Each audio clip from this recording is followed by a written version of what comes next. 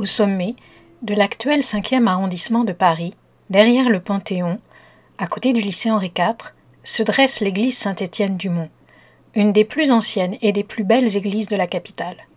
Sa façade Renaissance, son jubé aérien, le seul qui demeure dans une église parisienne, la hauteur de sa voûte, les splendeurs de son orgue, le renom de ses titulaires, brillants compositeurs comme Maurice Duruflé ou aujourd'hui Thierry Esquèche, font d'elle un joyau justement célèbre. Le visiteur retient aussi parmi ses titres de gloire qu'elle abrite la tombe de Descartes et celle de deux grands amis de Port-Royal, Pascal et Racine. En 1932, l'écrivain André Allet observe à ce propos. Ce fut donc dans la moins janséniste des églises de Paris que le hasard fixa la sépulture des deux hommes de génie qui, par leurs œuvres, plaideront éternellement la cause de Port-Royal. La richesse du décor de Saint-Étienne-du-Mont tranche en effet avec l'idéal de simplicité cher à Port-Royal, particulièrement mis en œuvre dans la conception de la chapelle de Port-Royal de Paris. Aussi Allet poursuit-il à propos de Pascal et de Racine l'étrange sépulture que ce monument de la Renaissance où l'art a prodigué ses plus délicieux mensonges. Il est vrai que le hasard semble avoir été à la manœuvre. Pascal fut enterré à Saint-Étienne-du-Mont parce qu'il rendit son dernier souffle chez sa sœur Gilberte, qui habitait rue des Fossés-Saint-Victor, au 64 de l'actuelle rue du Cardinal Lemoine. Le curé de Saint-Étienne-du-Mont qui lui administra les derniers sacrements, le père Paul Beurier, écrit dans ses mémoires qu'il fit sa connaissance seulement 6 semaines avant sa mort, lorsqu'il fut appelé à son chevet par son beau-frère Florin Perrier. Aucun lien préalable donc, en apparence, entre l'auteur des pensées et Saint-Étienne-du-Mont, ni aucune intention spécifique de la part de Pascal d'y reposer. Au contraire, un bail du 23 juillet 1662 prévoit que les Perrier loueront à partir du mois d'octobre une maison mitoyenne à la sienne, dans l'actuelle rue Monsieur-le-Prince, dont la paroisse était l'église Saint-Côme, désormais détruite, qui donnait sur l'actuelle rue de l'école de médecine. À l'évidence, les Perrier comptaient quitter Saint-Étienne-du-Mont pour se rapprocher de leurs parents. Le projet fut abandonné après la mort de Pascal. Quant à Racine, comme le rappelle la plaque posée en 1899, au moment du centenaire de sa mort sur le pilier de l'église qui signale la présence de sa dépouille, il fut originellement inhumé à Port-Royal-des-Champs. Sa dépouille ne vint à Saint-Étienne-du-Mont qu'au moment de la destruction du monastère en 1711. Il fallut en effet, avant de procéder aux travaux d'arasement, exhumer les corps ensevelis dans ces cimetières depuis le XIIIe siècle. Quelques familles obtinrent l'autorisation de reprendre les dépouilles de leurs proches pour les ensevelir de nouveau dans le lieu de leur choix. Tous les autres corps, dans des états de conservation très variables, furent versés dans une fosse commune à Saint-Lambert, près de Port-Royal. Racine échappa à ce sort, mais lui non plus ne choisit pas de reposer à Saint-Étienne-du-Mont. Aucune biographie n'indique d'ailleurs la raison de son transfert, qui demeure à ce jour assez mystérieux, dans cette église précisément. L'éloignement entre Saint-Étienne-du-Mont et Port-Royal paraît ainsi une cause entendue. Rien dans l'église elle-même n'évoque du reste le monastère de la Mère Angélique. Pourtant, curieusement, André Allet exprime l'avis péremptoire que j'ai commencé par citer dans un ouvrage intitulé « Pèlerinage de Port-Royal », qui se présente comme un itinéraire des lieux de mémoire qui lui sont liés et qui prend pour première station de celui-ci Saint-Étienne-du-Mont, avant de se rendre à Port-Royal-des-Champs et de revenir à Paris, le périple s'achevant à Saint-Jacques-du-Haut-Pas, où se trouve la tombe de Saint-Cyran. L'auteur s'inspire d'un texte comparable paru en 1767, le Manuel des pèlerins de Port-Royal-des-Champs de Jean-Antoine Gazaigne. Né en 1717, chanoine de Toulouse puis de Saint-Benoît à Paris, Gazaigne était un appelant, c'est-à-dire un ecclésiastique qui faisait appel de la bulle Unigenitus, fulminée par le pape Clément XI en 1713 pour condamner 101 propositions extraites des réflexions morales d'un oratorien très lié à Port-Royal, accusé d'être farouche janséniste, Pasquier-Quesnel. C'est Port-Royal et l'augustinisme qui se voyaient ainsi définitivement dénoncés. Gazaigne, clairement, est un paroialiste fervent. Dans son livre, il rassemble des pièces hétéroclites.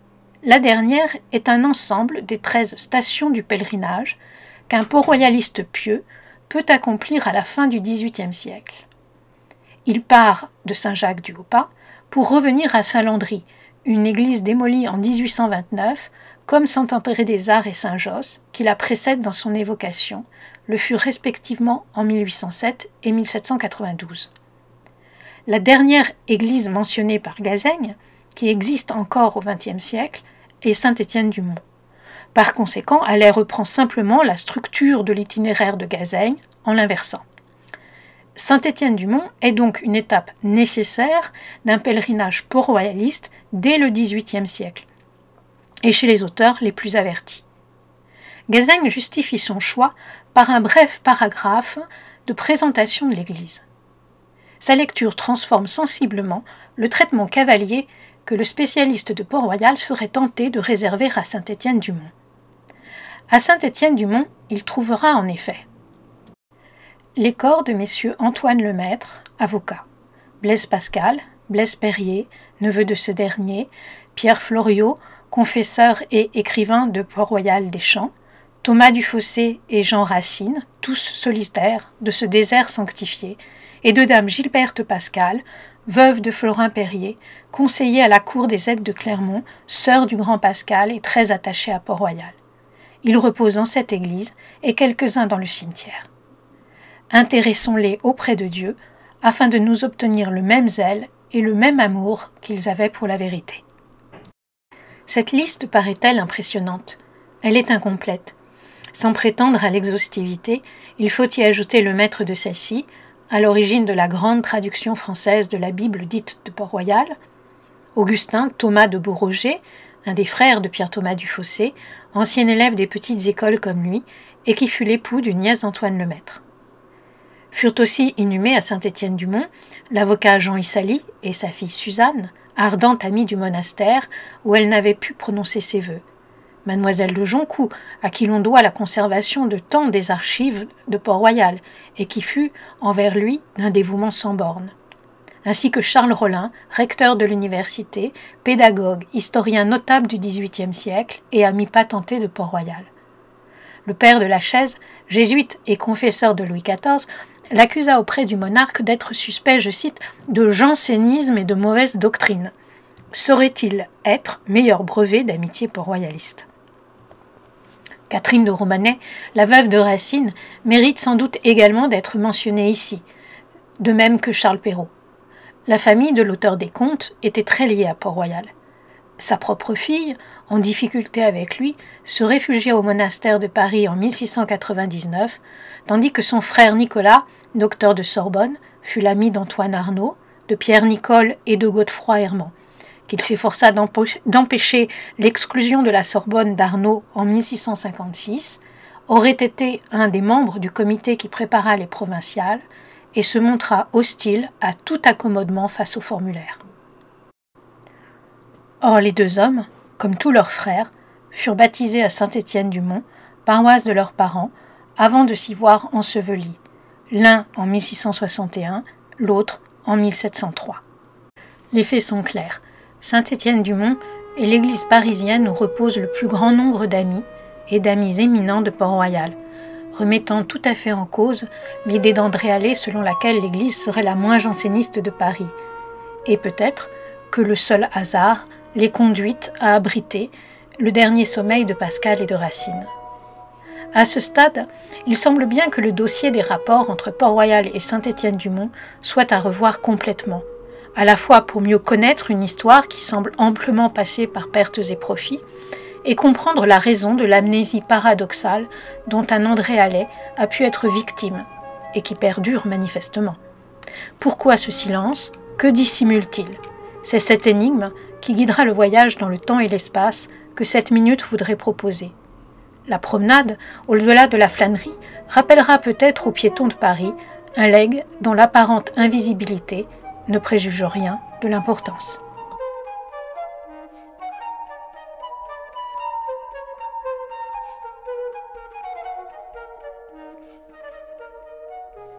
Au XVIIe siècle, la montagne Sainte-Geneviève est dominée par l'abbaye du même nom, installée autour de l'église dédiée à Saint-Pierre et Saint-Paul que Clovis fit édifier sur le site au début du VIe siècle. D'abord appelée basilique des saints apôtres Pierre et Paul, celle-ci fut progressivement désignée par le prénom de la sainte, à qui étaient attribués, au cours des siècles suivants, de nombreux miracles. Le quartier de la montagne Sainte-Geneviève est éloigné du centre de Paris qui se trouve île de la Cité. Sa population longtemps demeure peu nombreuse.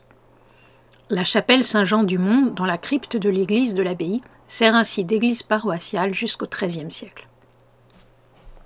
À cette date, l'affluence provoquée par le développement de l'université et des collèges avoisinants, par le resserrement de la population consécutif à la construction d'une enceinte de Paris par Philippe Auguste, à l'intérieur de laquelle l'abbaye Sainte-Geneviève se situe, rendent nécessaire la construction d'un édifice autonome pour la paroisse des laïcs. Le pape Honorius III donne son autorisation en 1222. La nouvelle église est bâtie contre le flanc nord de l'église abbatiale. L'actuelle rue Clovis n'existe pas. Elle sera ouverte en 1807, après la fermeture de l'abbaye en 1790, son affectation en 1795 à un premier établissement d'enseignement, l'école centrale du Panthéon, et finalement la destruction de son église, dont ne demeure que la tour dite Clovis à partir de 1801. En 1222, le nouvel édifice dont on s'apprête à jeter les fondations est placé sous le patronage de saint Étienne, le premier des martyrs, patron de la cathédrale que Notre-Dame, alors en construction, venait remplacer. Le père Paul Beurier, curé de Saint-Étienne-du-Mont de 1653 à 1675, auteur de mémoires où il raconte cette histoire, relate à propos de sa proximité avec l'église abbatiale de Sainte-Geneviève. Elle fut contiguë à celle de Sainte-Geneviève, et même elle n'avait point de porte pour y entrer de la rue. Mais on y entrait par celle de Sainte-Geneviève, et l'on voit encore dans le mur de l'aile du côté de Saint-Étienne 2 arcades de pierre qui sont celles qui servaient d'entrée à cette église, qui fut bénie en l'honneur de Saint-Étienne par celle de Sainte-Geneviève, ce qui fut fait exprès afin qu'il parût toujours que cette église paroissiale ne fut qu'une avec l'église de l'abbaye et qu'elle y demeura incorporée. Dès 1328, l'afflux continu de la population rend nécessaire un agrandissement. Comme rapidement celui-ci s'avère insuffisant, décision est prise de reconstruire entièrement cette première église Saint-Étienne. Le père Beurier raconte encore dans ses mémoires. Précisons d'abord que les marguilliers qu'il évoque sont des laïcs chargés de la construction et de l'entretien d'une église, de l'administration des biens de la paroisse, de l'entretien des locaux et des registres. Des clercs peuvent cependant aussi être marguillés. Paul Beurier raconte donc.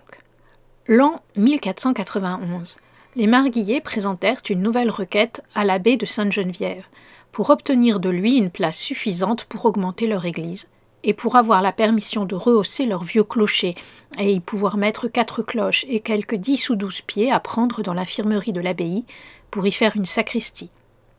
Et une autre requête pour avoir la maison presbytérale du curé et une autre cour qui était entre les 2 églises, ce que l'abbé leur accorda moyennant 10 livres de rente, et qu'il donnerait tous les ans au curé 200 livres pour louer une maison presbytérale pour se loger, et qu'il présenterait tous les ans à l'abbé de Sainte-Geneviève une livre de bougies rouges le jour de Saint-Étienne, qu'il devait y aller faire l'office, de sorte qu'après avoir eu tous les lieux et plans qui leur étaient nécessaires, ils commencèrent à bâtir leur église telle qu'elle est maintenant, l'an 1517. En 1537, Philibert le Sage, étant devenu abbé par élection à la mort du défunt, garda l'un et l'autre titre pour avoir le moyen de faire bâtir le chœur de cette nouvelle église qui fut achevée par Philippe le Bel, son successeur, comme il fit, ainsi que ses armes et celles de l'abbaye qui sont aux clés des voûtes le Publitassé. Il donna en outre 200 livres de rente pour fonder le prédicateur du carême, à condition que les marguilliers lui en présenteraient 2, dont il nommerait un chaque année pour prêcher le carême. Enfin, en l'an 1605, l'abbé Foulon, qui était aussi curé de Saint-Étienne, donna la place pour faire les charniers et les fit bâtir tels qu'ils sont à ses dépens. Enfin, l'an 1610, l'abbaye donna encore la place nécessaire pour faire le portail de l'église de Saint-Étienne, à la charge de rebâtir une tourelle à l'encoignure et mettre au bas une table de marbre qui ferait mention de cette concession. Et le 2e jour d'août, la première pierre fut mise pour ce grand portail par la reine Marguerite de Valois cette même année. L'an 1624, l'on accorda pareillement aux Marguillais le pouvoir de lever leurs tours, pourvu que les cloches ne fussent pas plus éloignées, et qu'on boucherait les fenêtres du côté de Sainte-Geneviève jusqu'à ce que le toit du milieu fût élevé à l'égal des deux extrémités, afin que les cloches n'apportassent aucune incommodité aux religieux, et l'église, étant toute rachevée, Monseigneur l'archevêque de Paris, Jean-François de Gondi, la dédia solennellement.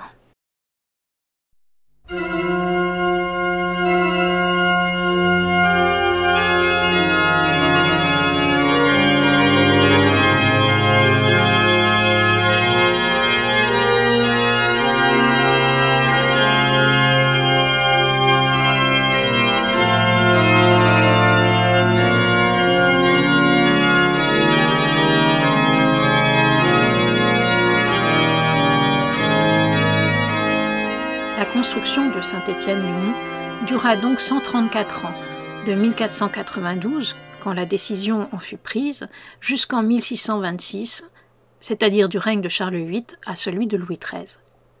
La lenteur de l'entreprise, le rôle de ses différents maîtres d'œuvre explique la disparate des styles architecturaux qui caractérisent l'édifice. La structure générale de Saint-Étienne-du-Mont, longue de 69 mètres et large de 25 mètres et demi, est celle d'une église gothique.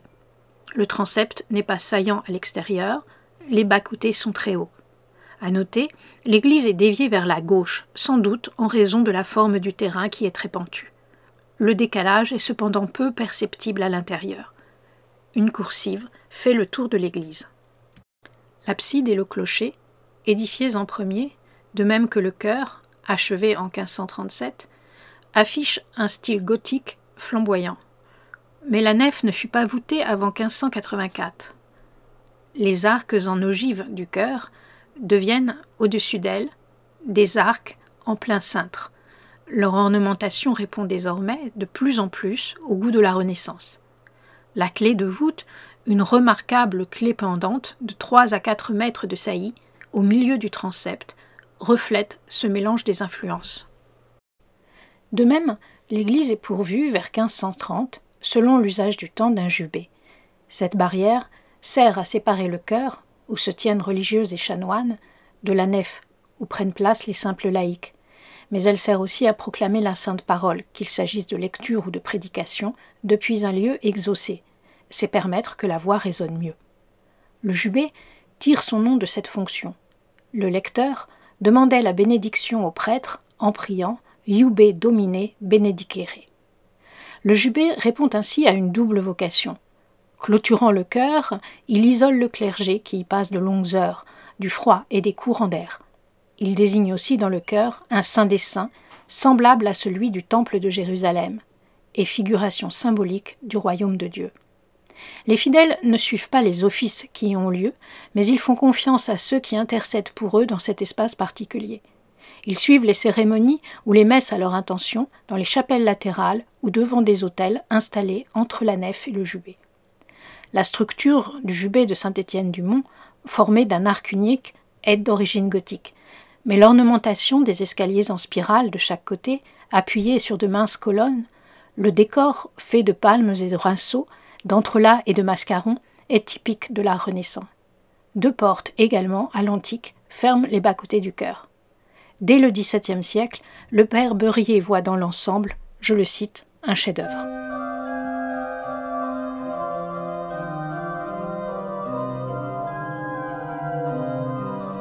À l'extérieur, la façade, édifiée de 1610 à 1622, est tout aussi composite. Sa partie supérieure se constitue d'un haut pinacle gothique, mais au premier niveau, le portail évoque un temple grec. Le tympan représente le martyre de Saint-Étienne, le fronton, la résurrection du Christ.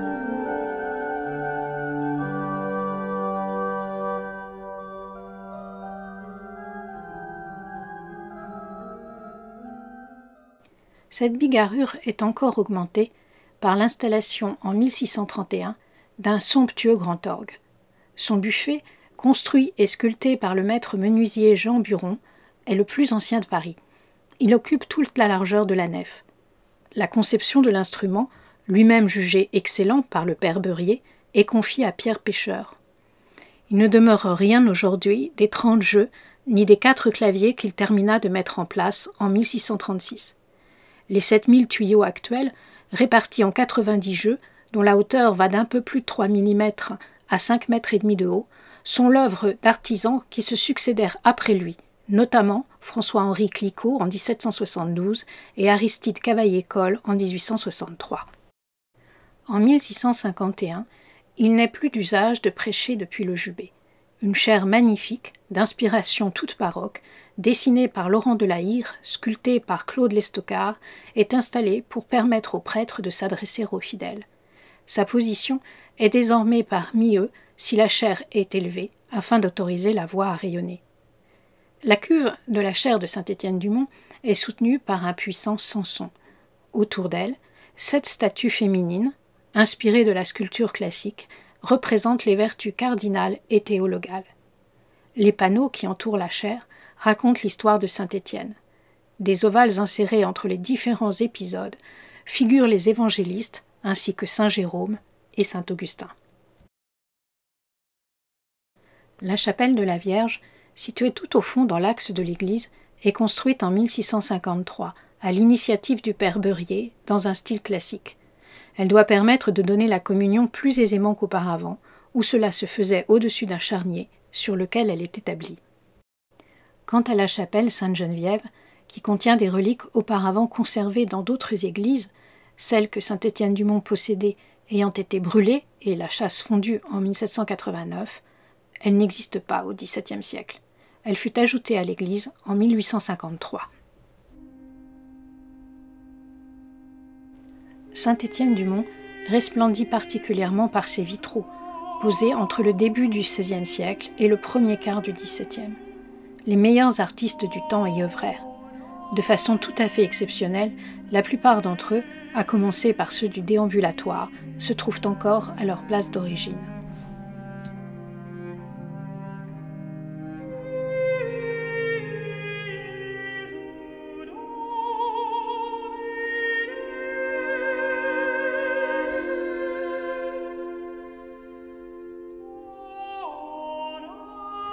Un ensemble entre tous ébloui. En 1605, une chapelle avait été construite derrière le chevet de l'église, sur un ancien petit cimetière qui se trouvait là. Elle est pourvue d'une galerie qu'on appelle, en se référant à lui, le cloître du Charnier. Cette galerie est tapissée de merveilleuses peintures sur verre, avec des émaux recuits au four, à la différence des autres vitraux de l'église où le verre est coloré dans la masse. La moitié d'entre eux a subsisté. Tous filent un motif commun, celui de l'Eucharistie, de la présence réelle du Christ ressuscité dans l'hostie consacrée. Le thème est envisagé à travers ses préfigurations dans l'Ancien Testament et dans l'Évangile. Ainsi, le vitrail du pressoir mystique illustre la parole du Christ lors de la scène « Ceci est mon sang ». L'ensemble frappe par le chatoiement des couleurs, le pittoresque des détails, la beauté des compositions, qui combine références anciennes et contemporaines au règne d'Henri IV.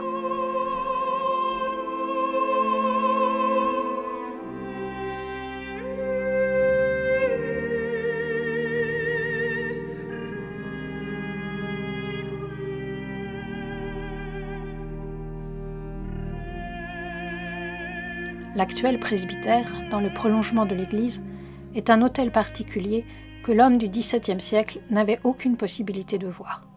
Il fut construit en 1746 et 1747 par le fils du régent, Louis d'Orléans, qui s'était converti et qui s'y établit aussitôt. Il y mourut en 1752. De même, faut-il avoir conscience que le Panthéon ne vient pas masquer la vue de Saint-Étienne-du-Mont. Le projet d'une nouvelle et grandiose église Sainte-Geneviève, que la Révolution consacrera finalement à la gloire de l'homme en 1790, ne fut arrêté par Louis XV qu'en 1758. Au XVIIe siècle, le parvis de Saint-Étienne-du-Mont donne déjà sur une place, qu'on appelle alors le carré Sainte-Geneviève. Mais au nord se trouve un cimetière, dont la trace perdure encore sur les photographies du XIXe siècle qui existent, et au sud, sur les murs de l'abbaye. Au terme de cette visite, il est clair que rien dans l'histoire ou l'architecture de Saint-Étienne-du-Mont ne renvoie à Port-Royal. Quel lien unirait, du reste, ce monastère niché dans la vallée de Chevreuse et une église parisienne dans le prolongement d'une ancienne abbaye de la capitale? Les fastes de Saint-Étienne-du-Mont, qui est une des plus grandes églises de Paris, ne correspondent pas au dépouillement prôné par la mère Angélique et les constitutions du monastère de Port-Royal. La conservation, en soi, de son jubé, quand tous les autres jubés des églises parisiennes furent détruits après le Concile de Trente, semble incompatible avec Port-Royal. La destruction des jubés, qui répondent à l'idée médiévale d'un culte célébré par les seuls clercs, paraît une nécessité en vue d'une pastorale renouvelée, plus attentive aux laïcs et à leur participation au culte. Ce souci a une telle importance à Port-Royal que dans la chapelle construite au monastère de Paris en 1646, les fidèles sont placés immédiatement devant l'autel et les religieuses, séparées d'eux par une forte grille en fer, derrière. Pourtant, contre toute attente, Saint-Étienne-du-Mont devint une des principales paroisses port-royalistes de Paris et fit longtemps rayonner une partie de ses principes les plus fervents. Essayons maintenant d'éclaircir cette énigme.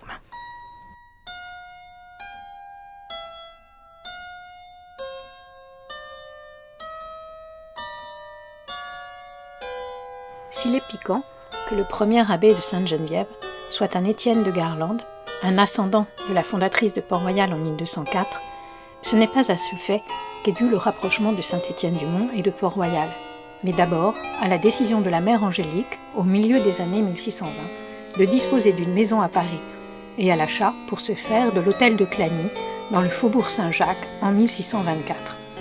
Toute la communauté s'y installe en 1626, l'année même où Saint-Étienne-du-Mont finit d'être rebâti. À cette date, le faubourg Saint-Jacques se situe hors de la capitale, de même que l'église Saint-Jacques du Haut-Pas, où Saint-Cyran sera enseveli en 1643 et qui constitue un point de passage quasi obligé entre Paris et Port-Royal-des-Champs. Ce quartier, occupé pour l'essentiel par des monastères et leurs dépendances, des jardins et des potagers, est encore peu bâti, comme le montre de façon frappante le plan de Turgot, alors même qu'il est plus tardif et date de 1734, si on le colorise.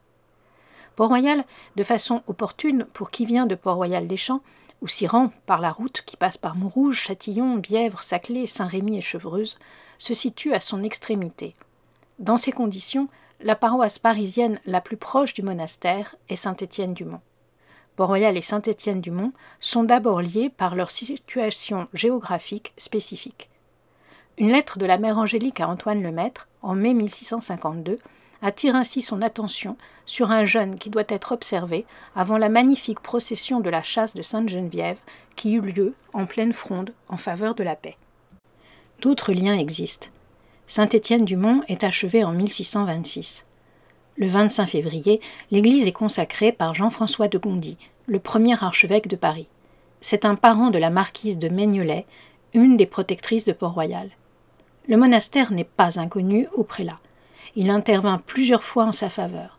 C'est lui qui avait signé son autorisation de transfert des champs à Paris, lui qui reçoit l'abbaye sous sa juridiction quand elle quitte celle de Cîteaux en 1627. Gondi, l'oncle du futur cardinal de Rais, est un des 3 supérieurs de l'Institut du Saint-Sacrement auquel la mère Angélique contribue. Il y célèbre la messe au moment de son établissement en 1630. Il estime par ailleurs Saint-Cyran, dont la mère Angélique se rapproche définitivement à partir de ce moment. En 1648, il facilite le retour des religieuses aux champs et n'hésite pas, en 1654, à censurer le jésuite Brisacier, auteur d'un jansénisme confondu, qui se livrait à une attaque violente contre Port-Royal. Influent, favorable à Port-Royal, Gondi peut contribuer au rapprochement entre Saint-Étienne-du-Mont et le monastère de la mère Angélique. On s'interroge sur la décision de celle-ci, en 1628, de se défaire de sa charge d'abbesse pour la rendre élective et fixer les mandats des abbesses de Port-Royal à venir à 3 ans. L'historiographie de Port-Royal présente le fait comme unique en son genre. Vraiment, telle était aussi la règle pour les abbés de Sainte-Geneviève précisément. Le rapprochement est surtout facilité par le statut des curés de Saint-Étienne-du-Mont.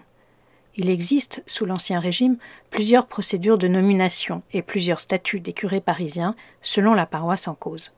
Saint-Étienne-du-Mont, comme Saint-Médard, est un prieuré cure qui dépend de l'abbaye Sainte-Geneviève.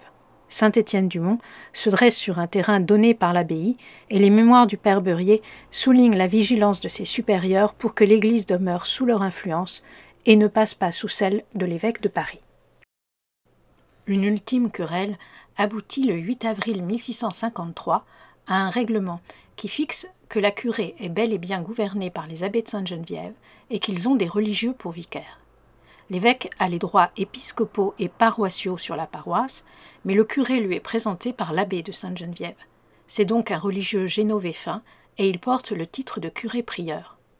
Les génovéfins étaient des chanoines réguliers et ils avaient gardé vocation à desservir des cures. À la différence des vicaires perpétuels, ils restent d'ailleurs révocables par le supérieur général de leur ordre avec le consentement de l'évêque du diocèse. Le fait est crucial, car les génovéfins appartiennent à l'ordre de Saint-Augustin, c'est-à-dire qu'ils observent la règle de Saint-Augustin, et à partir de 1609, ils forment la Congrégation de France, fondée par le cardinal de La Rochefoucauld, abbé commendataire de Sainte-Geneviève-du-Mont, afin de rétablir la stricte observance prônée par le Concile de Trente. L'abbaye mère de la congrégation est l'abbaye Sainte-Geneviève. Le supérieur de la congrégation est en même temps abbé de Sainte-Geneviève. En 1622, le pape Grégoire XV promulgue un bref l'instituant comme son commissaire apostolique pour la réformation des ordres de Saint-Benoît et de Cîteaux et des chanoines réguliers à la demande de Louis XIII. Par leur engagement dans la réforme tridentine, les abbés de Sainte-Geneviève ne sauraient donc voir d'un mauvais œil Port-Royal, flambeau de la même entreprise. Par ailleurs, à partir du moment où Saint-Cyran devint le directeur spirituel de Port-Royal et y conféra une importance renouvelée à Saint-Augustin, là encore, Sainte-Geneviève et Port-Royal paraissent faits pour s'entendre. Les génovéfins sont des augustiniens. À défaut d'alliance concrète, la connivence théologique est forte et prédispose les deux institutions à mener des politiques convergentes, compatibles, voire communes. À plusieurs reprises au XVIIe et au XVIIIe siècle, Sainte-Geneviève fut ainsi taxée de jansénisme, et au XVIIIe siècle, Saint-Étienne-du-Mont est une des paroisses parisiennes où sont signés le plus grand nombre d'appels contre la bulle Unigenitus. N'est-ce pas un signe que dans la parentèle de Racine, où plusieurs femmes furent religieuses à Port-Royal, sa tante Agnès de Sainte-Thècle en fut même abbesse, 3 de ses oncles soient précisément des génovéfins. Antoine Sconin, le plus célèbre d'entre eux, chez qui Racine séjourne à Uzès en 1661 et 1662, chanoine de la congrégation à 20 ans en 1628, intelligence brillante et volontiers intransigeante, fut supérieur général et abbé de Sainte-Geneviève entre 1650 et 1653. Il est représenté et nommé dans la procession de 1652, à la préparation de laquelle la mère Angélique fait allusion dans une lettre. À cette époque, plusieurs de ses parentes sont religieuses à Port-Royal. Aussi, dès les années 1650 et les premiers conflits autour de l'Augustinus, qui était paru 10 ans plus tôt, dans un contexte où cet engagement est lourd d'un poids particulier, les curés de Saint-Étienne-du-Mont se révèlent clairement favorables à Port-Royal et à la pensée de Saint-Augustin, que le monastère et les messieurs s'emploient à défendre contre les molinistes de la Compagnie de Jésus. Le premier d'entre eux, Paul Beurier, né en 1610 à Chartres, a fait profession à l'abbaye Sainte-Geneviève en 1626. Fidèle disciple de son réformateur, le père Charles Fort, il devient maître des novices en 1633, curé-prieur à Nanterre en 1634 et curé-prieur de Saint-Étienne-du-Mont en 1653. La cure, située dans la paroisse de l'université, est importante. C'est un signe de l'estime qu'on fait de lui. L'homme, qui a rédigé des mémoires de 1200 pages et de nombreux ouvrages, est un augustinien convaincu. Ainsi écrit-il : « Nous avons tous grand sujet à nous humilier pour notre première naissance selon la chair et le monde, puisqu'elle est toute criminelle. » Ou encore : « L'ignorance du bien est la cause de tout le mal que font les hommes, parce que la volonté s'aveugle d'elle-même de sa propre nature, et encore plus par le péché, ne peut jamais aimer le bien qu'elle ne connaît pas. » Le père Beurier note également qu'on l'accuse d'être janséniste, je cite, « à cause que je prêchais dans mes prônes la morale chrétienne et évangélique, et parce que j'étais chanoine régulier de Saint-Augustin. » La mère Agnès l'évoque dans une lettre du 20 août 1662 à Madame de Foix, la coadjutrice de Sainte. Elle évoque alors la mort de Pascal, auquel Beurier a donné les derniers sacrements. Nous sommes dans une douleur sensible de la mort d'un de nos meilleurs amis que nous perdîmes hier. C'était un vrai serviteur de Dieu, zélé pour la vérité, encore qu'il ne fût que laïque. Dieu lui a fait des grâces singulières en sa mort, dont le curé qui l'a assisté est dans l'admiration, encore qu'il ne soit pas janséniste, comme on appelle les gens de bien. La mère Agnès ironise en employant le terme janséniste, une étiquette hostile forgée par les jésuites sur le nom de l'auteur de l'Augustinus, Jansénius, pour dénoncer ses partisans comme les membres d'une secte hérétique. Quand tout ordre est renversé, elle fait du terme infamant un moyen à contrario de distinguer les honnêtes gens opposés à la morale relâchée des casuistes que les provinciales notamment fustigent. Si la religieuse énonce de façon claire que le père Beurier ne fait pas partie des messieurs, en posant qu'il n'est pas janséniste, en revanche, elle est bien informée de ses sentiments, et ceux-ci sont conformes à ceux d'un ami du monastère, au point peut-être que la mère Agnès juge précisément nécessaire de stipuler à son interlocutrice éloignée de Paris qu'il n'est pas un proche et ne saurait être soupçonné d'une partialité de principe. Le père Beurier a fait la connaissance de Pascal de façon tardive, au moment de sa dernière maladie. Mais il a pour paroissienne, depuis son installation dans le quartier, dans une maison au 67 de la rue du Cardinal Lemoine actuelle, la sœur de Pascal, Gilberte Perrier et son mari, ainsi que leur fille, dont Marguerite, la petite miraculée de la Sainte-Épine en 1656, chassée en 1661 du noviciat qu'elle faisait à Port-Royal. Le père Beurier note dans ses mémoires qu'il a confessé les petites filles plusieurs années au sortir de Port-Royal.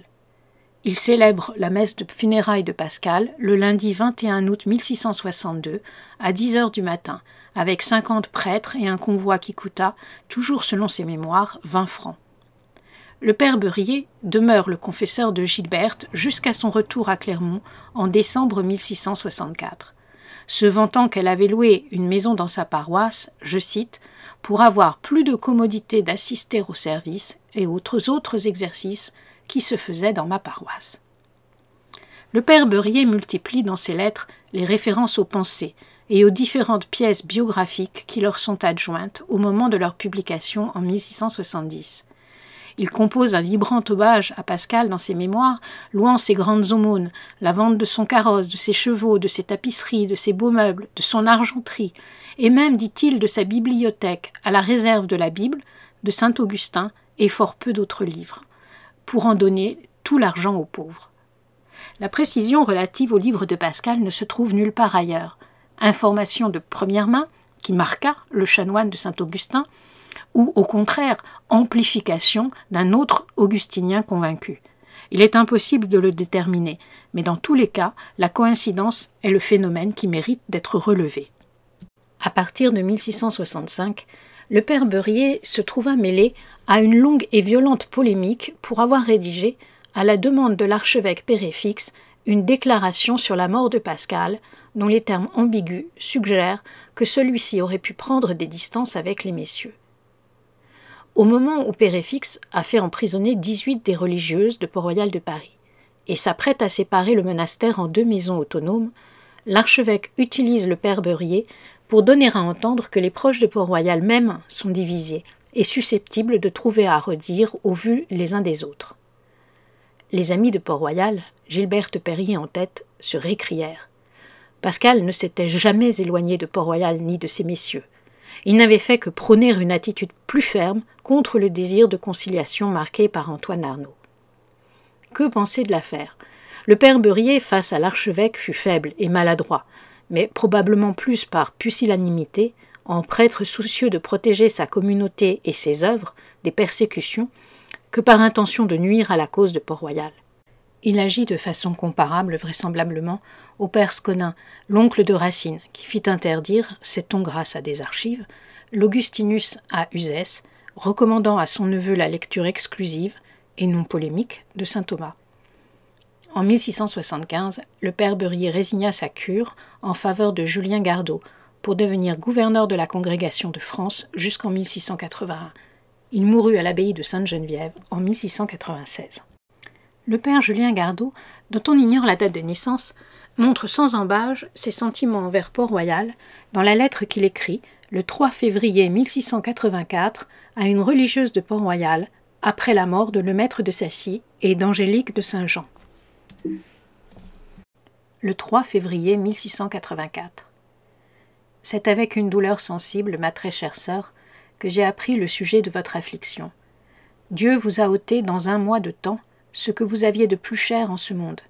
Et si votre sainte maison ne possédait encore l'esprit et du Père et de la Mère que vous pleurez, qui est-ce qui serait capable d'essuyer vos larmes? Il n'appartient qu'au Père des miséricordes et au Dieu de toute consolation d'essuyer les vôtres. Je l'en ai prié, ma très chère sœur, et lui demande sans cesse que dans cette occasion si affligeante, il vous soutienne et vous fortifie par son esprit divin. À une époque où les persécutions ont vigoureusement repris contre Port-Royal, le prêtre, dont je n'ai cité qu'un extrait de l'épître, n'hésite pas à parler d'une maison sainte à son propos. 4 ans plus tard, il nomme confesseur de l'abbaye de Gif, traditionnellement ami de Port-Royal, le père Ambroise Mornat, ordonné par Henri Ernaud, évêque d'Angers, et chassé du couvent dont il avait été précédemment confesseur par le cardinal de Forbin-Janson pour cause de jansénisme. Mornat trouva à Gif un véritable havre. Il y mourut en 1724. À la mort du père Gardot, en 1694, c'est le père Jean-Baptiste d'Antecourt qui prend sa succession. Né en 1643, brillant controversiste, il s'engage suffisamment en faveur de Port-Royal pour être contraint à la démission en 1710. Il est remplacé par le père Florent Subtil, à son tour démissionnaire en 1718, peut-être pour raison de santé, probablement aussi en raison de son opposition à la constitution du clergé. Lui succède alors le père Pierre Blondel jusqu'en 1730, où il se voit révoqué par l'archevêque de Paris, Charles de Vintimille, farouche adversaire des partisans qui restent acquis à Port-Royal après sa destruction, et que tous nomment alors des jansénistes. Le père Blondel, en effet, se dresse lui aussi contre la Constitution. Il signe 10 appels sur 17 à partir de 1717. Le père Ménessier, qui le remplace jusqu'en 1744, partage ses vues. Aussi est-il à son tour révoqué et remplacé par Pierre-François Bouétain. Celui-ci est cette fois un constitutionnaire zélé, c'est-à-dire un clerc qui reconnaît et accepte la bulle Unigenitus. Fort de ses convictions, il va jusqu'à refuser les derniers sacrements aux mourants qui sont, ou qu'il soupçonne d'être, des appelants, donc des partisans de l'augustinisme jansénien. En 1749, c'est le sort qu'il réserve au père Charles Coffin, successeur du célèbre Charles Rollin, principal du collège de Beauvais et recteur de l'université, très aimé de ses élèves. La décision de Bouétain à l'égard d'un homme pieux et bon soulève un tollé. Un neveu du père Coffin dénonce le curé intolérant au Parlement. L'archevêque Christophe de Beaumont le soutient, mais le premier président, Maupeou, envisage d'entamer des poursuites contre lui pour trouble à l'ordre public. L'affaire s'envenime au point qu'il faut l'intervention personnelle de Louis XV pour l'apaiser. L'année suivante, cependant, le neveu du père Coffin tombe malade à son tour et se voit à l'agonie. L'indomptable Bouétain récidive à son encontre. Le Parlement convoque le curé et le fait incarcérer à la conciergerie. Il est libéré le lendemain, mais ne diminue rien de ses fureurs. Sous couvert de recevoir une promotion, il est finalement contraint à la démission en 1754. Le prieuré cure de Saint-Étienne-du-Mont reste alors vacant plusieurs mois. Les 2 derniers curés de Saint-Étienne-du-Mont, avant la Révolution, les pères Jean-François Regnault et François Gabriel, secret de Penverne, ramènent la paix dans leur paroisse.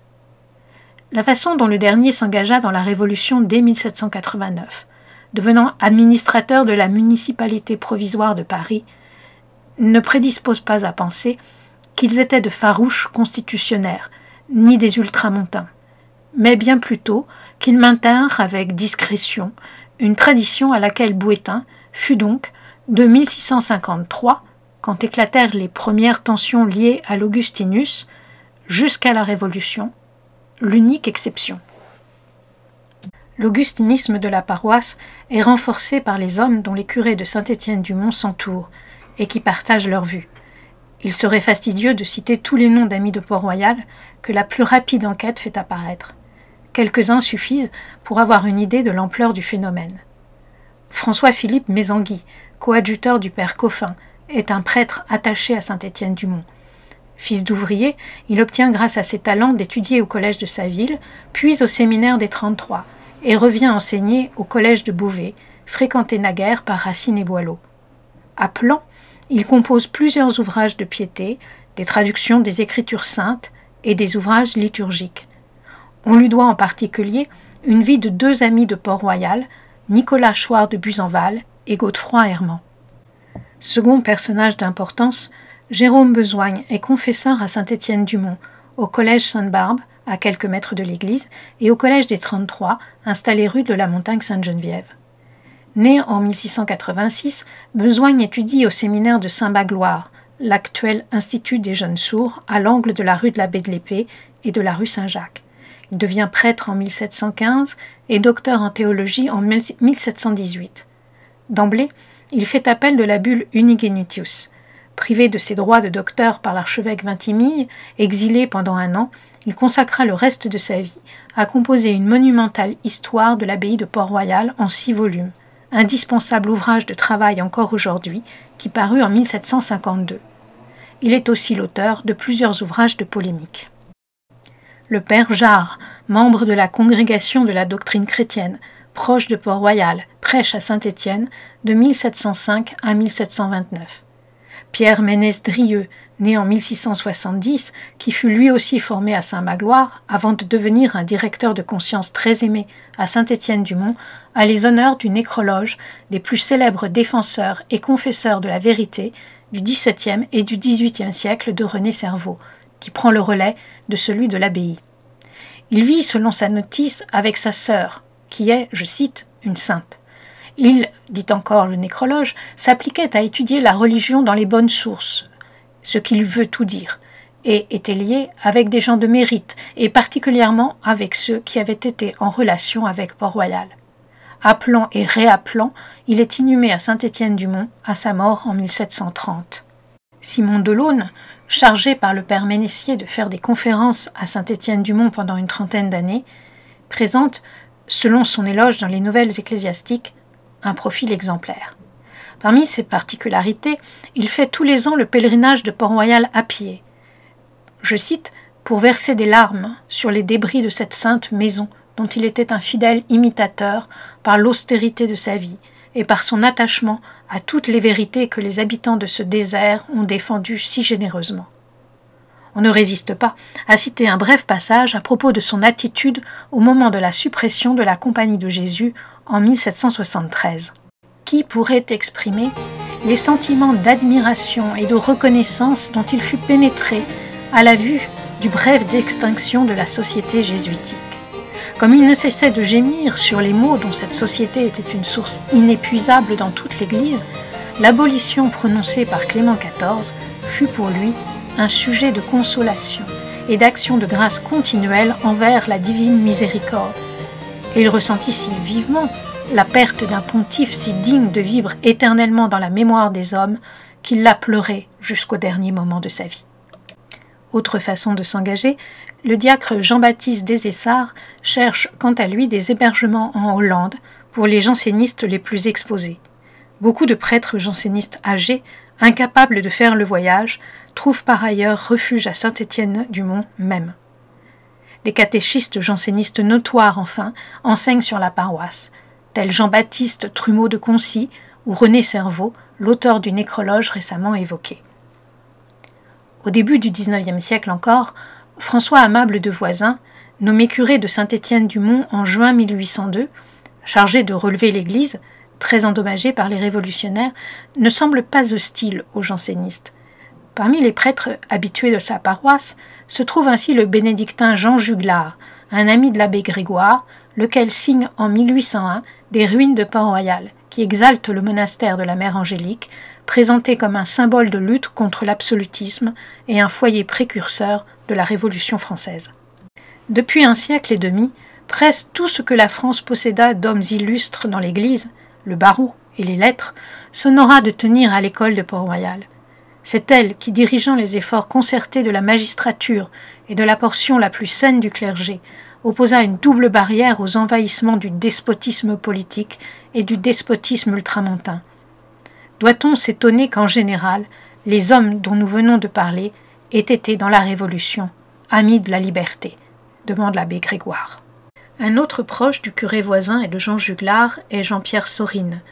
Comme Juglar, originaire du diocèse de Senez, ancien membre actif du Club des Jacobins, élu évêque constitutionnel en 1791, député des Landes à la Convention, un des plus actifs rebâtisseurs de l'Église après la Terreur.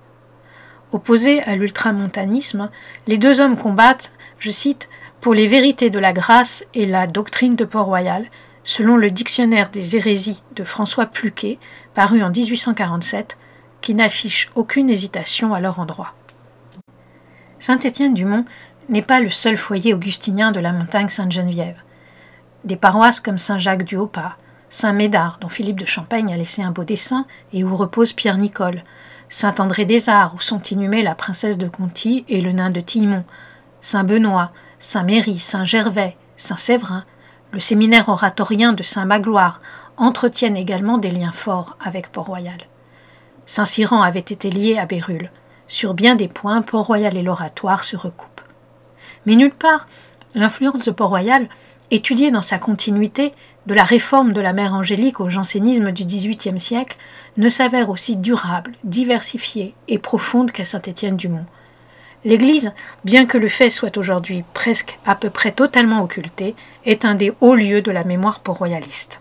L'affirmation invite à revenir sur la question de la conservation de son jubé, encore plus étonnante a priori dans ces conditions. Il y va de l'application des idées de la contre-réforme et de l'ecclésiologie chère à Saint-Cyran et à Port-Royal, qui veut promouvoir la place du laïc dans l'Église et dans la liturgie. L'examen du jubé laisse en réalité discerner les traces d'un chancel, c'est-à-dire d'un mur, qui devait obstruer sa partie centrale sous ses arcs et s'ouvrir par une porte sculptée semblable à celle des déambulatoires. À l'évidence, les prêtres de l'Église ne conservèrent pas au XVIIe siècle le jubé tel qu'il se présentait originellement. Sans détruire l'ensemble de la structure, ils prirent le parti de l'ouvrir et de la transformer en un simple portique. Ils ne gardèrent pour soutenir la galerie que les deux fines colonnes qui encadraient la porte centrale. Le jubé cessait ainsi d'être un obstacle pour la vue entre la nef et le chœur. Seule une grille séparait désormais celui-ci de la nef. Elle disparut après la Révolution. D'autre part, en 1737, les marguilliers et le curé, qui était alors le père Ménessier, prirent la décision de le démolir entièrement de nouveau. Ils en furent empêchés par l'opposition vigoureuse de plusieurs paroissiens, dont un nommé Tardif, procureur au Châtelet, qui multiplia les procédures en ce sens, et l'emporta. Le jubé de Saint-Étienne-du-Mont n'est donc pas un démenti à la profonde imprégnation augustinienne de la paroisse. En dépit de la réputation d'austérité vindicative faite aux augustiniens, le clergé de Saint-Étienne-du-Mont a continuellement pris soin de son orgue et veillé à son entretien. Il ne s'agit pas davantage de la preuve d'une contradiction. Et l'instrument nous en fournit peut-être une preuve matérielle. Le chant, cantus de la musique ou carmen de la poésie, pourvu qu'il ne constitue pas une fin en soi, mais se voit clairement envisagé comme le moyen d'un rayonnement magnifié de la parole divine et d'un rehaussement de sa puissance sur les cœurs des fidèles, est un don au service de la foi. Or, le buffet de l'orgue de Saint-Étienne-du-Mont est surmonté par un important Christ en bois qui tend 3 doigts, comme les représentations usuelles de Saint Jean-Baptiste le font, vers le ciel. L'usage est rigoureusement exceptionnel et ne se retrouve qu'à Saint-Médard, autre prieuré cure de Sainte-Geneviève. Ne vient-il pas signifier, explicitement, la fonction dévolue à ces instruments et se dresser par là contre un usage qui les vouerait, dans la musique, à la poursuite intrinsèque, ailleurs de plus en plus répandue, d'un plaisir esthétique et purement sensuel. Saint-Étienne-du-Mont se trouve, avec Port-Royal au XVIIe siècle, au cœur d'une nébuleuse où exigence d'un christianisme renouvelé et retour à Saint-Augustin se combinent avec une acuité inédite. Les échanges ne se limitent pas aux affinités théologiques ou ecclésiales des prêtres qui ont été évoqués. Ceux-ci s'adressent à des individus et Port-Royal constitue un composé unique en son genre de religieuses, de clercs et de laïcs. Ces derniers, volontiers, se regroupent autour de la paroisse du Mont-Sainte-Geneviève et achèvent de lui donner son profil singulier. Le père Beurier dresse dans ses mémoires un tableau bigarré de sa population, quand il en devient le curé, en 1653. Elle est nombreuse, bigarrée, faite selon lui de libertins et d'impies, mais aussi de 20 collèges remplis d'élèves et de régents appliqués à étudier, de petites gens, crocheteurs, porteurs d'eau, propriétaires d'échoppes modestes, d'une centaine peut-être de familles de marchands à leur aise, et finalement de 50 ou 60 familles de gens de justice, fort honnêtes gens d'esprit et de prudence, dit le père Beurier, à l'instar des Perrault, dont le père Pierre est avocat. Le curé compte encore 4 conseillers au Parlement, 3 maîtres des comptes, etc. Saint-Étienne-du-Mont, enfin, est la paroisse la plus importante de l'université, dont une grande partie des professeurs et des étudiants en théologie nourrissent un profond gallicanisme, qui les éloigne de la cour, des jésuites, de la papauté, qu'ils soupçonnent de vouloir s'ingérer dans les affaires du royaume et nuire à leur liberté.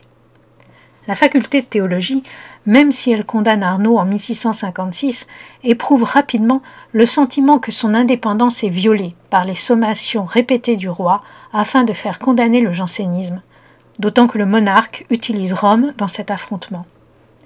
Le quartier forme donc, avec ses Robins, ses imprimeurs et ses professeurs, éduqués, dynamiques, esprits ouverts et assoiffés d'une spiritualité exigeante, un terreau favorable aux idées de Port-Royal. Les 3 grands imprimeurs libraires de Port-Royal, Guillaume Després, Charles Savreux et Pierre le Petit, y sont établis, rue Saint-Jacques. Ils ne se contentent pas de publier les ouvrages des messieurs. Ils essuient descentes de police, perquisitions, arrestations, saisies et procès, notamment au moment des provinciales. Le successeur de Després, à partir de 1709, Laurent Blondel, est un ancien élève des petites écoles de Port-Royal. Contraint de fuir en Hollande en 1726, il revient à Paris et après son retour se voit embastillé en 1729. Ces hommes sont de véritables et actifs amis du monastère.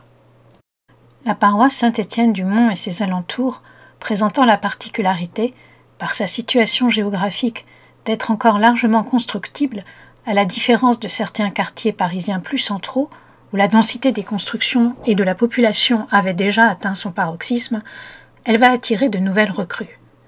La famille Lombert vient s'établir faubourg Saint-Marcel, cul-de-sac Saint-Dominique, en bas de l'actuelle rue Royer-Collard, près de Port-Royal de Paris, où elle met à disposition des messieurs la première maison où sont regroupés des enfants pour être éduqués selon les préceptes de Saint-Cyran.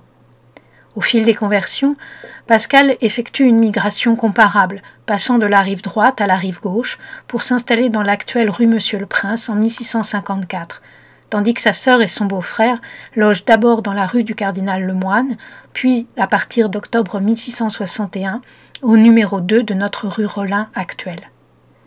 Si Pierre-Thomas Dufossé et son frère Augustin de Beauroger sont inhumés à Saint-Étienne-du-Mont, c'est parce que ses grands amis de Port-Royal, anciens élèves de petites écoles, emprisonnés en 1666 6 mois à la Bastille avec le maître de Sacy, l'aîné ayant écrit les mémoires de M. de Pontis, des vies de saints et d'importants mémoires pour servir à l'histoire de Port-Royal, logent à la fin de leur vie au faubourg Saint-Victor, en pleine paroisse de Saint-Étienne-du-Mont. Le faubourg Saint-Victor correspond approximativement à notre 5e arrondissement. C'est toute une communauté qui se réunit peu à peu autour de Saint-Étienne-du-Mont. On peut encore évoquer Jean Issali, né en 1620, qui devient avocat au Parlement de Paris après avoir passé plusieurs années au champ avec les solitaires. Conseil fidèle des religieuses et des messieurs, très proche d'Antoine Lemaître, exécuteur testamentaire de Lemaître de Sacy, il publie une édition de ses plaidoyers en 1688 et surveille l'achèvement de la publication de la Bible, après la mort de Sacy. Sa fille aînée est religieuse à Port-Royal, si la cadette a été contrainte d'en sortir lorsque l'archevêque Harlay de Champvallon interdit aux religieuses de recevoir de nouvelles novices. Sa famille et lui résident aussi au faubourg Saint-Victor, rue de Seine. Mademoiselle de Joncoux, autre grande amie de Port-Royal, habite quant à elle rue de la Montagne Sainte-Geneviève, devant le collège de Laon. Elle est l'amie de Suzanne Issali, qu'elle introduit auprès de l'archevêque Noailles en 1709.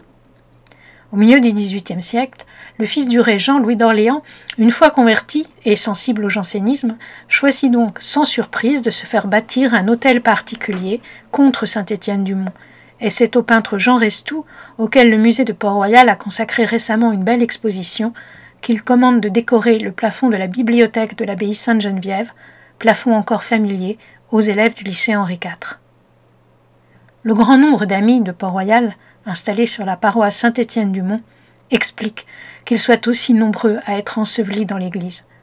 Contrairement à ce que André Allais a pu écrire, aucun hasard dans le phénomène, y compris s'agissant de Racine. Reprenons les faits. Racine meurt le 21 avril 1699, rue des Marais, paroisse Saint-Sulpice. Il est alors inhumé à Port-Royal-des-Champs, au pied de la fosse de M. Hamon. En 1709, la destruction du monastère implique la déconsécration de l'église et des cimetières, avec l'exhumation des corps qui y reposent depuis le XIIIe siècle. Les grandes familles proches de Port-Royal s'efforcent d'obtenir le droit de transférer leurs morts vers d'autres sépultures qui leur épargneront l'horreur des charrois vers la fosse commune prévue à Saint-Lambert. Il subsiste dans les registres de la paroisse de Saint-Étienne-du-Mont un acte de la translation et de l'inhumation du corps de Racine dans l'église.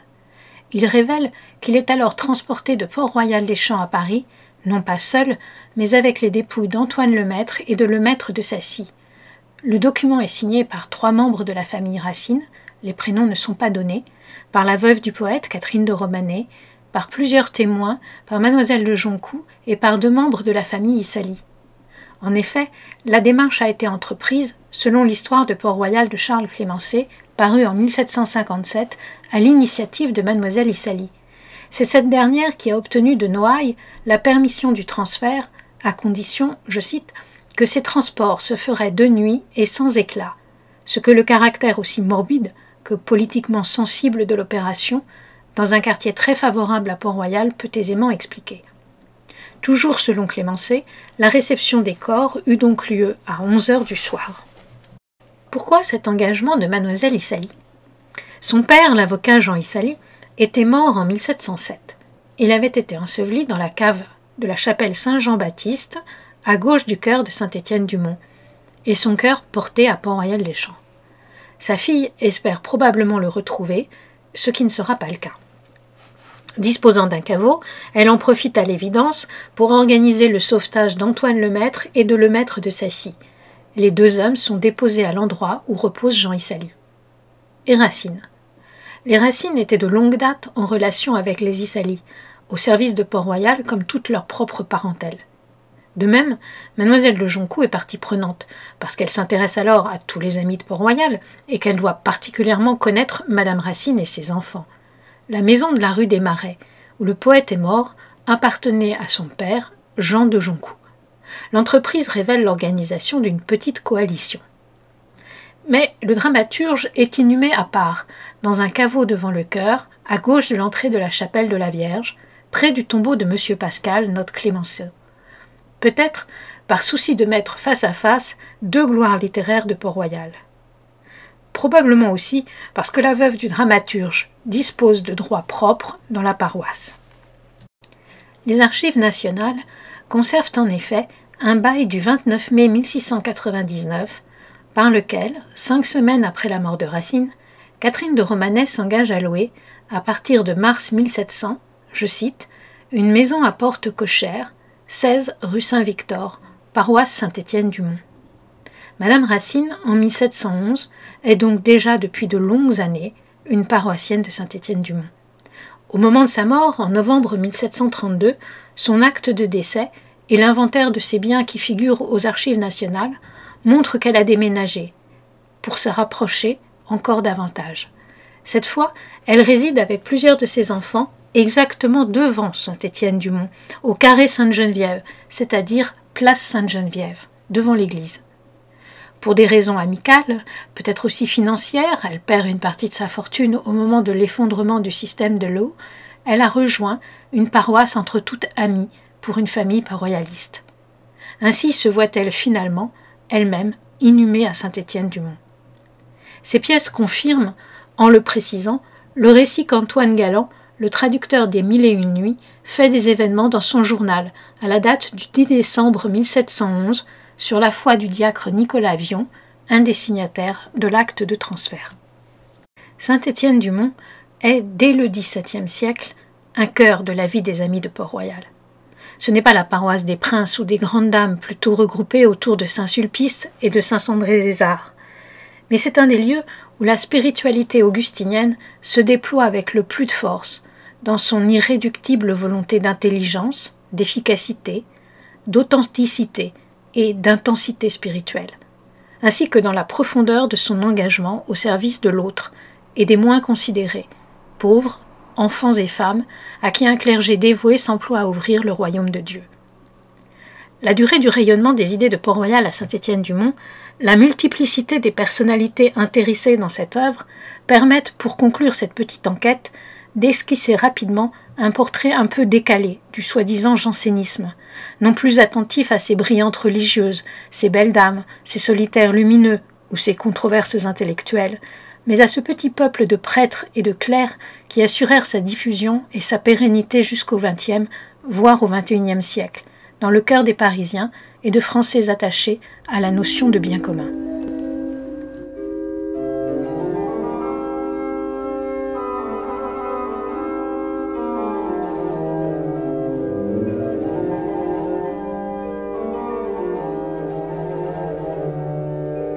Les curés des paroisses port-royalistes ou jansénisantes présentent un certain nombre de traits caractéristiques. Ce sont d'abord des serviteurs de Dieu attachés à l'ordre de leur cure, ainsi qu'à la décence et à la propreté de leurs églises. Le père Beurier cherche, dans ses mémoires, à faire valoir son action. Il trace donc un tableau assez sombre de la paroisse dont il prend possession en 1653, mais son constat épouse largement celui que la mère Angélique expose dans la relation de sa propre vie, à propos de Port-Royal même, lorsqu'elle entreprend de réformer sa maison. Leur récrimination commune relève d'une topique, dans laquelle il faut discerner, en creux, l'idéal qu'il vise. Au moment de son installation, le père Beurier se retrouve à la tête de 30 ou 40 ecclésiastiques et d'un vicaire. Mais le service, dit-il, est fait, formal, et avec une très grande précipitation et immodestie. La plupart des prêtres étaient normands et fort ignorants, et sans aucun zèle pour le bien de l'Église, pour la gloire de Dieu et le salut des âmes, à l'exception de 4 ou 5. Il y en avait plusieurs dans le vice qui menaient une vie scandaleuse.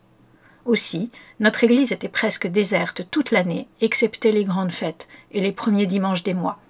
L'on y faisait pourtant les prônes au dimanche et les petits catéchismes aux enfants au carême, et l'on y prêchait le carême, l'avent, l'octave, et tous les dimanches de l'année, avec ces grandes fêtes que ces prédications étaient fondées. Contre la désaffection des fidèles, le père Beurier rejette cependant l'idée de les stigmatiser et prêche une morale de l'exemple. Je proposais 2 choses dans nos assemblées. La première, contre la résolution qu'on y voulait prendre d'invectiver dans nos chairs fortement, à nos prônes, contre ceux qui détournaient nos paroissiens de rendre leurs devoirs susdits à nos paroisses. Parce que les avis et les prédications des réguliers les rendraient désertes et les paroissiens libertins peu soumis à leur pasteur. Je leur représentais que ceux qui faisaient le plus de bruit ne gagnaient pas pour cela leur cause, que nous devions l'exemple à toute l'Église, que nous pouvions bien fortement expliquer les obligations qu'avaient nos paroissiens de satisfaire aux devoirs de nos paroisses, conformément au Saint Concile et aux canons de l'Église, en donnant toute la force aux raisons que nous apporterions pour cela, sans pourtant dire aucune chose qui pût scandaliser personne ou rompre les liens de la charité chrétienne. Que par là, nous ferions cesser les murmures et les scandales que ces divisions causaient, et que nous devions plus faire par nos actions que par nos invectives, qu'on accusait toujours de passion et de mélange d'intérêts. Qu'au reste, si nous voulions attirer doucement nos paroissiens dans nos églises, nous n'avions qu'à les bien régler, les faire décemment orner pour y faire le service divin, avec modestie et dévotion, nous pourvoir de bons prêtres, sages, modestes et savants pour remplir nos confessionnaux, leur faire de bonnes conférences sur la bonne morale, bien faire nos prônes et exhortations pathétiquement et chrétiennement en expliquant les divins mystères et les véritables maximes de l'Évangile, nous servant des mêmes paroles de Jésus-Christ, afin de prêcher autant et plus par nos exemples que par nos paroles, et surtout de nous rendre irréprochables, de bien faire les grands et petits catéchismes, de veiller sur les petites écoles et sur les maîtres et maîtresses, et d'avoir soin de nos pauvres et des malades. Qu'assurément, nous verrions bientôt nos paroissiens revenir au bercail, quand nous aurions commencé à faire toutes ces choses auxquelles nous étions obligés par le devoir de nos charges. Dans cette intention, Beurier et ses semblables s'emploient d'abord à créer des équipes solides de clercs et de laïcs compétents.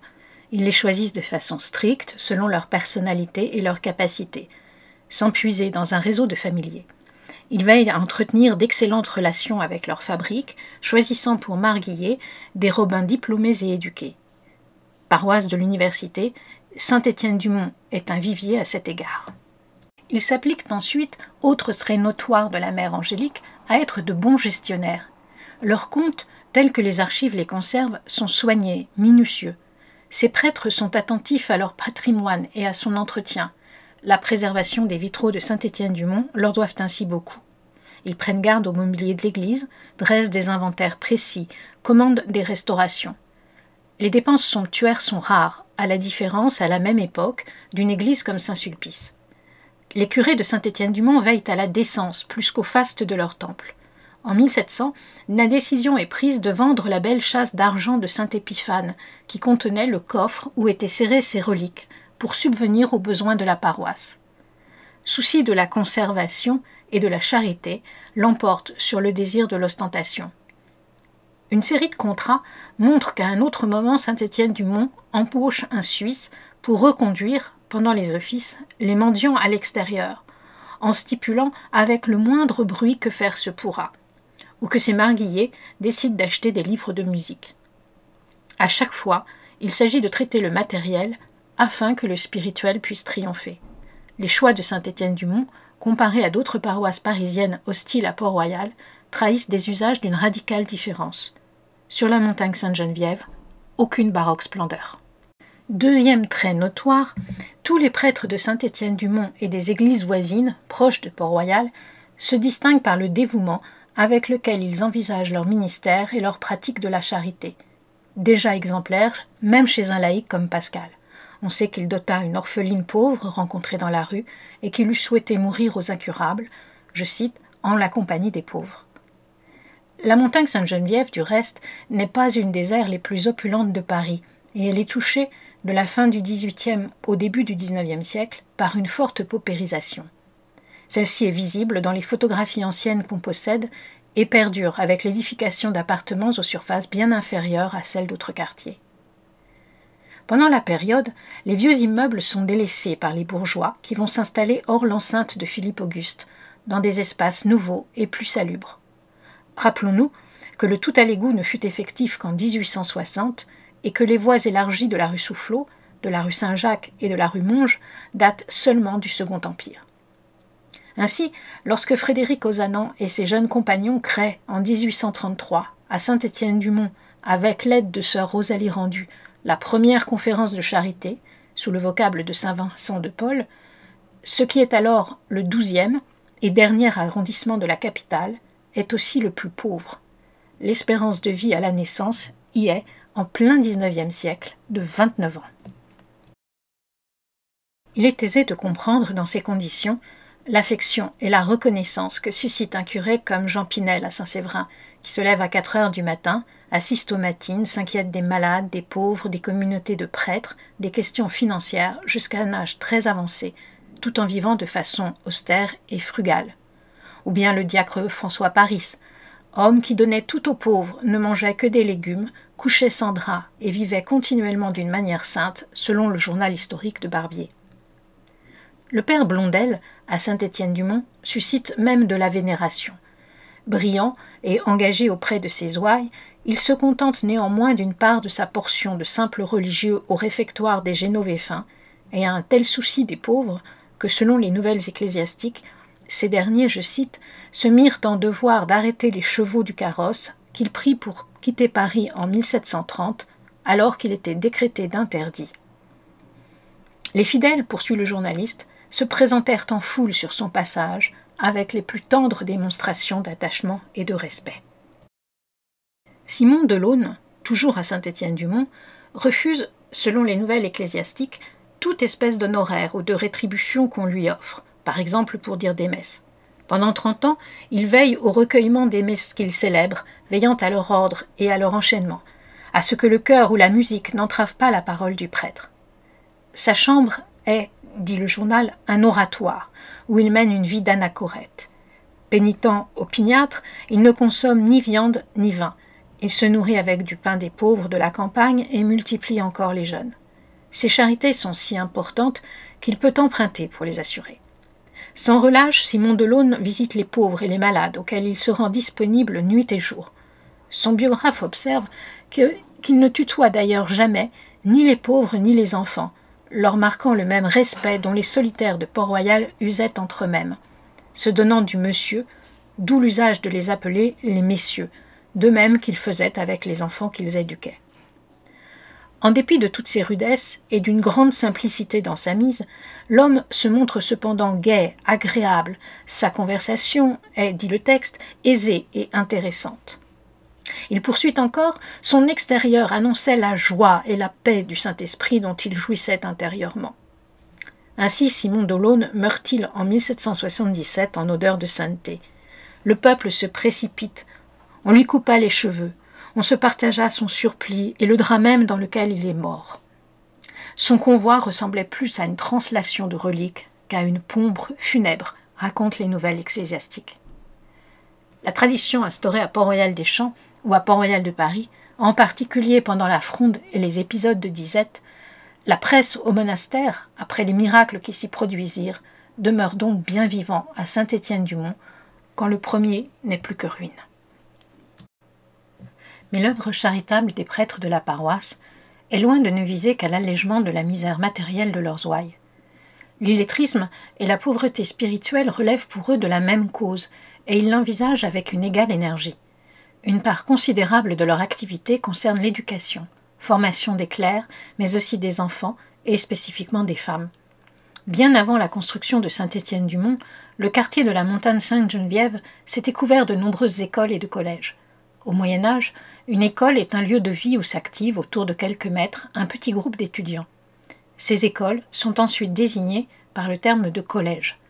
De nombreux établissements autour de Saint-Étienne-du-Mont sont animés, à partir du XVIIe siècle, par des amis de Port-Royal. Le collège, ou encore séminaire des 33, ainsi appelé car il est prévu pour accueillir 33 clercs boursiers, au 34 de la rue de la Montagne Sainte-Geneviève, eut Jérôme Besoigne pour confesseur. Il fut dirigé par Jean-Baptiste Langlais et compte parmi ses élèves le père François-Philippe Mézangui. L'archevêque Vintimille le fit fermer en 1731. Le collège de Dormant-Beauvais, fondé en 1370 par Jean de Dormant, évêque de Beauvais, eut Charles Rollin pour principal de 1697 à 1712. Racine, qui en avait été élève, comme Boileau, y plaça son fils. Charles Rollin le réforma selon les principes qu'énonce son traité des études, publié en 1698. Il y œuvre avec le père Charles Coffin, qu'on a déjà évoqué à propos du refus des derniers sacrements auxquels l'exposa le père Bouétain. Il faut dire un mot de Charles Rollin. Ce fils d'un coutelier est né en 1661. Remarqué par un religieux, alors qu'il sert la messe enfant, il reçut grâce à lui une éducation primaire qui lui permit de devenir boursier au collège du Plessis. Dans les années 1680 et les années de ses études en Sorbonne, il fréquente Port-Royal où il paraît dans une procession en 1693. Lié à Pasquet-Quesnel, en but à l'hostilité du père de la Chaise, Rollin devient néanmoins professeur au collège du Plessis, puis au collège de France, et enfin recteur de l'université.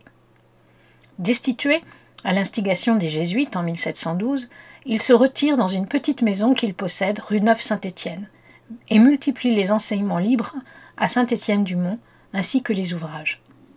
Son traité de la manière d'enseigner et d'étudier les belles-lettres par rapport à l'esprit et au cœur, qui date de 1726-1728, est influencé par les règles de l'éducation des enfants du maître des petites écoles Pierre Coustel. Spécialiste d'histoire ancienne, Rollin donne plusieurs volumes fondamentaux, dont une remarquable histoire romaine. L'enseignement de l'Antiquité est dangereux. Il apprend à penser autrement, à réfléchir au présent de façon critique et sans révérence indue pour les modes contemporaines. Rollin se fit interdire de donner les conférences qu'il donnait à Saint-Étienne-du-Mont. À sa mort, le cardinal Fleury fait interdire tout discours de louange qu'on prononcerait à son endroit. Mais il est des silences qui valent mieux que tous les discours. Rollin, grand serviteur de l'université, vient s'inscrire dans la lignée des savants de Port-Royal. Le collège Sainte-Barbe, où est aujourd'hui installée la bibliothèque du même nom, rue Valette, fondée en 1460, est une autre institution proche du groupe. Jérôme Besoigne y fut confesseur. Outre la vertueuse austérité de ses maîtres, leur enseignement s'illustre par sa fidélité à l'Antiquité. Latin, grec, hébreu sont à l'honneur parmi ces 200 écoliers qui y versent une pension modique. En 1730, réputés jansénistes, ces professeurs sont expulsés, laissant dans le désarroi leurs élèves. À ces noms, on peut ajouter celui du séminaire de Saint-Magloire en face de Saint-Jacques-du-Haut-Pas, géré par les oratoriens et qui accueille l'évêque de Senez, Soanin, persécuté en 1761. L'école de Saint-Hilaire, le collège des Grassins, où Edmond Pourchaud, grand appelant, 7 fois recteur de l'université, enseigne au XVIIIe siècle. Le collège du Plessis, dirigé par Thomas Durieux et Jérôme Besoigne, ou encore le collège d'Harcourt un peu plus loin, à l'emplacement de l'actuel lycée Saint-Louis. Racine et Lépéro notamment y furent élèves. Ces institutions font pendant au collège de Clermont, le futur lycée Louis-le-Grand, qui est un établissement de la Compagnie de Jésus et y perpétue longtemps ses principes éducatifs. Mais l'action la plus significative concerne les écoles de charité que les prêtres du quartier ouvrent pour accueillir gratuitement les enfants pauvres. Ce que l'on appelle les petites écoles, installées sur toutes les paroisses et qui assuraient l'instruction primaire des enfants, étaient payantes. Les catéchismes dispensés à Saint-Roch, Saint-Séverin ou à Saint-Jacques-du-Haut-Pas se distinguent par leur gratuité et leur régularité, leur organisation, la solidité et le caractère complet de l'enseignement qui y est finalement dispensé. À Saint-Jacques-du-Haut-Pas, les enfants sont organisés en classes qui permettent de procéder par étapes. À la fin de chaque année, ils subissent des interrogations serrées. S'ils ne réussissent pas leur contrôle, ils doivent redoubler. À la fin de l'année, ont lieu des distributions de livres, parmi lesquels se trouvent, par exemple, les essais de morale de Pierre Nicole. À Saint-Étienne-du-Mont, Charles Tabourin, dont l'inventaire après décès montre qu'il est grand lecteur d'Arnaud, de Nicole, de Singlin, le maître de Sassy, le nain de Tillemont et tant d'autres amis de Port-Royal, fonde en 1711 une école de charité qui portera son nom. On parle des frères Tabourin. Installée en 1713 dans le faubourg Saint-Antoine, revenue après la Révolution au 169 de la rue Saint-Jacques, dans le 5e arrondissement, elle perdura jusqu'en 1860 dans un immeuble où vient alors s'installer, jusqu'à aujourd'hui, la bibliothèque de Port-Royal. Charles Tabourin recrute ses maîtres parmi des laïcs. Ils doivent avoir plus de 19 ans, être sans défaut corporel, mener une vie stricte de piété, exempte de jeux, de frivolités et de sorties. Ces professeurs désignés comme des frères ont pour modèle avoué les solitaires de Port-Royal, qui enseignaient aux petites écoles. Ils portent une soutanelle de serge ornée d'un rabat ecclésiastique, un chapeau sans ganse, n'ont jamais ni poudre, ni frisure, ni manchette. On requiert de chacun d'entre eux la générosité, la gravité, l'esprit de science, la fermeté, la vigilance, la prudence, la douceur, la patience, le zèle, la constance, la docilité et la modération. Les méthodes d'enseignement qu'ils appliquent sont similaires à celles des petites écoles, fondées sur la fermeté, mais surtout sur la confiance et la sollicitation de l'intelligence de l'élève. Les châtiments corporels sont rigoureusement exclus, l'enfant est respecté. On y apprend d'abord à lire, à écrire, à compter. En 1766, l'initiative a essaimé. Les écoles des frères Tabourin sont alors au nombre de 15, elles sont 32 en 1781, disséminées à Paris et en province. Nul souci, chez les frères Tabourin, de permettre à leurs élèves une ascension sociale ou l'accès à une vie matérielle expressément plus confortable, comme on peut en trouver une chez Saint Jean-Baptiste de la Salle à la même époque. Ils entendent éduquer pour permettre à leurs élèves d'exercer leur discernement à bon escient et de rechercher une pureté rédemptrice. La perspective est foncièrement spirituelle. En pratique, certes, le résultat peut être double. L'ascension de la famille Gazier commence ainsi avec la prise en charge du petit Gabriel dans l'école de charité des frères Tabourin de la paroisse Saint-Étienne-du-Mont. Et les autorités civiles saluent leur utilité. le lieutenant de police du faubourg Saint-Antoine déclare en 1750 que leur effet sur les mœurs de la population et de la jeunesse est tel qu'il peut économiser 300 000 francs en frais de maintien de l'ordre. Cet effort d'instruction intellectuelle et morale est également développé en faveur des filles. Dans la tradition, une fois encore, de l'éducation dispensée aux petites pensionnaires de Port-Royal, elles reçoivent une attention marquée et caractéristique. Dès le mois de mars 1669, le père Beurier, curé de Saint-Étienne-du-Mont, après avoir réuni les dons de plusieurs personnes pieuses, fonde une école de charité pour les filles, la communauté des filles de Sainte-Geneviève ou filles noires. Elles occupent une maison dans le carré de l'abbaye Sainte-Geneviève, au-dessus et attenant le collège de l'Ave Maria. Ainsi sont-elles locataires de l'abbaye qui a droit de direction sur leur communauté. Leur mission consiste à apprendre à lire, à écrire, à travailler en ouvrage et à former des maîtresses d'école pour la campagne. Au début, 3 femmes seulement gèrent la petite communauté, dont une Véronique Tabourin, veuve d'un avocat, qui peut avoir été une parente de Charles Tabourin. Mais petit à petit, leur nombre augmente. Signe de succès, elles ouvrent aussi une classe dite bourgeoise, dont le prix varie de 3 à 4 livres par mois. Cette classe leur rapporte 572 livres en 1754, 1769 livres en 1764. C'est à la fois un signe de succès et un signe de la pérennité de l'institution. Suspectées de jansénisme au XVIIIe siècle, les filles de Sainte-Geneviève, quand elles ont pour supérieur le père Blondel, durent subir encore les soupçons du père Bouétain, qui les expurge, selon le terme employé par les contemporains. Un autre proche de Saint-Étienne-du-Mont, l'abbé Hercule Mériadec d'Avolée, né en 1689, ami du diacre Paris, installe face à l'église, de nouveau sur le carré Sainte-Geneviève, une pension de jeunes filles dirigée par les 2 demoiselles Leroy et Lasseray. Elles reçoivent des jeunes filles de famille pour les élever chrétiennement en leur apprenant à travailler. Les nouvelles ecclésiastiques louent la bonne œuvre. Hélas, suspecté par Vintimille, défendu toutefois par le père Ménessier, curé de Saint-Étienne-du-Mont, l'établissement doit fermer en 1744. La communauté des filles de Saint-Or tire quant à elle son origine de la fondation en 1687 par le curé de Saint-Étienne-du-Mont Julien Gardot des filles de Sainte-Théodore. Ce patronage est clair.